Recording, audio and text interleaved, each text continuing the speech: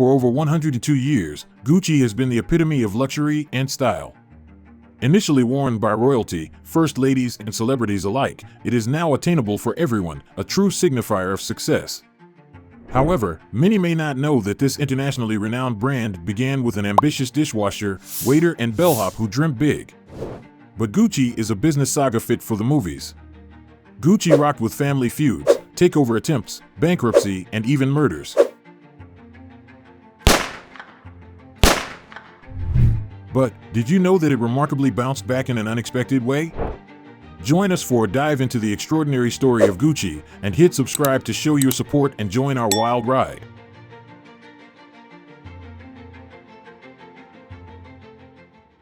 On March 26, 1881, Guccio Gucci was born into a humble family of merchants in Florence, Tuscany, Kingdom of Italy. While his parents had dreams for him to take over their hat business, by the time he reached 17, the business collapsed and forced the family apart. In 1987, Guccio embarked on a journey, departing Florence and venturing first to the grand city of Paris before traveling onward to London.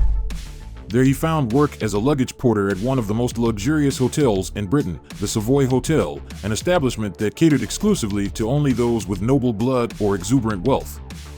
Fascinated by the lavish suitcases and bags of upper-class clientele, Guccio Gucci found inspiration to begin his own legendary line of luxury handbags. After saving up enough funds, Guccio returned to Florence in 1901 ready for a fresh start and later married dressmaker Ida Calvelli. After the war, Guccio was left without work and had a devastated economy. His luck changed when he found an opportunity at a company that specialized in quality leather products, where he tapped into his potential. With guidance from the owner, it wasn't long before Guccio had mastered working with all different types of leather. Guccio and Ida's walk around Florence took an unexpected turn when they stumbled upon a small shop for rent. Inspired by the opportunity and with Ida's blessing, Guccio decided to take it on, using their savings plus a loan from a friend in pursuit of fulfilling his dream of owning an Italian business. In 1921, at the age of 40, a Florentine-born entrepreneur established his company, the House of Gucci. He established a luggage shop in Via della Vigna Nuova that Guccio handpicked from suppliers in Tuscany, Germany, and England.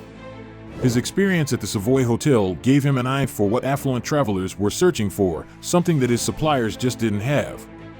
Ever resourceful, he decided to stop relying on them and created a workshop of his own where he could craft luxurious items himself, as well as carry out repairs on existing products. In 1938, Guccio's world was filled with success as he opened a second store in Rome after the booming success of his flagship shop located in Florence.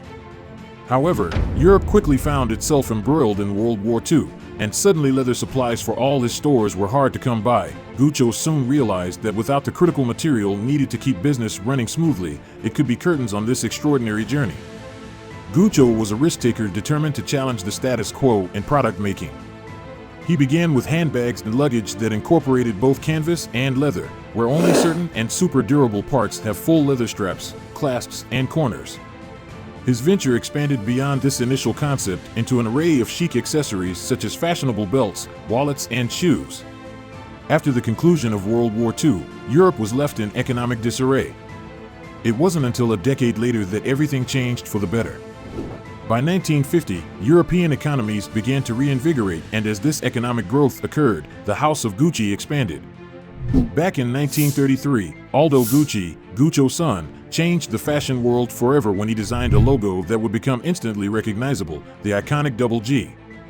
Years later, in 1951, Aldo and his brothers Rodolfo and Vasco added the signature green-red-green web to their designs and opened a shop on Via Monte Napoleone, Milan's central hub for style innovation at that time. In 1953, brothers Aldo, Rodolfo, and Vasco Gucci made history with their store launch in the iconic Savoy Plaza Hotel on East 58th Street in New York.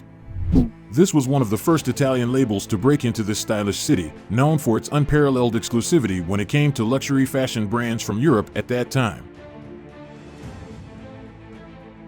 Sadly, Guccio Gucci's remarkable story came to a bittersweet end when the Italian fashion mogul sadly passed away, just days after opening his iconic New York store.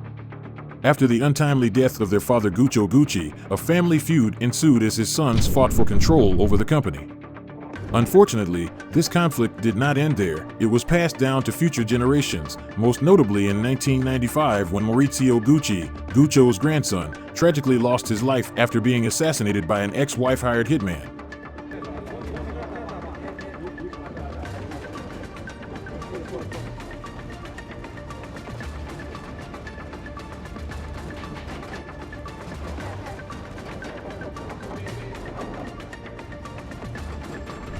In the late 1980s, Maurizio Gucci stepped up to lead his family's company, Gucci. But before long, lavish spending on new headquarters in Florence and Milan pushed finances into debt.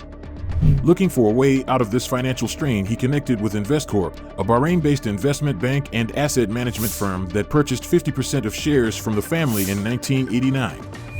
4 years later, they acquired the remaining stock too, ending any connection between corporate life at Gucci and its founders' clan. The transaction resulted in an estimated $170 million payoff. Following Maurizio's death, Gucci soared to new heights under the direction of CEO Domenico De Sole and creative director Tom Ford. In an unprecedented move, they took the luxury brand public on both New York and Amsterdam stock exchanges, a testament to their commitment to preserving Gucci's iconic legacy. After a decade of brand overexposure and cheapening its image, De Sole began to take back control by limiting licenses, franchises, and secondary lines. With the help of Tom Ford's iconic collections known for their sleek modern style and evening glamour appeal, it was no surprise that even Hollywood A-listers were quick to embrace this newly crafted glamorous identity. I did really take my own aesthetic and graft it on to the house. But I worked for Maurizio Gucci for a period of time. Until 1992, I became design director, and then when Don Mella left in '94, I became creative director. Ford's mark on Gucci is undeniable, as he breathed new life into the hottest brand of fashion with his provocative designs and campaigns up to this day. His collection from 1995 was a massive hit among stars such as Gwyneth Paltrow, Jennifer Lopez, and Madonna, who proudly strutted their stuff in these pieces at Hollywood events, and the iconic Jackie bag became one of the top must-haves in 1999. For over a century, Gucci has pushed the boundaries of fashion. From its humble beginnings under founder and designer Guccio in 1921 to its current status as an internationally renowned name, this timeless brand continues to captivate audiences around the world with their constant innovation within a luxury style. In 2020, Forbes recognized Gucci as one of the world's top-tier brands by ranking them at number 31 on their prestigious Most Valuable Brands list. And it gets better. In 2023, Gucci made a major splash in the fashion industry by appointing Sabato De Sarno as their new creative director. With an impressive repertoire of experience at brands like Prada, Dolce & Gabbana, and Valentino under his belt, this development was sure to turn heads throughout the luxury world. Want to know the best part? With an impressive net worth of $18.2 billion, the brand is showing no signs of slowing down anytime soon. If you loved this amazing tale, show your support by hitting the like button and subscribing to our channel. Don't miss out on any of our future captivating stories.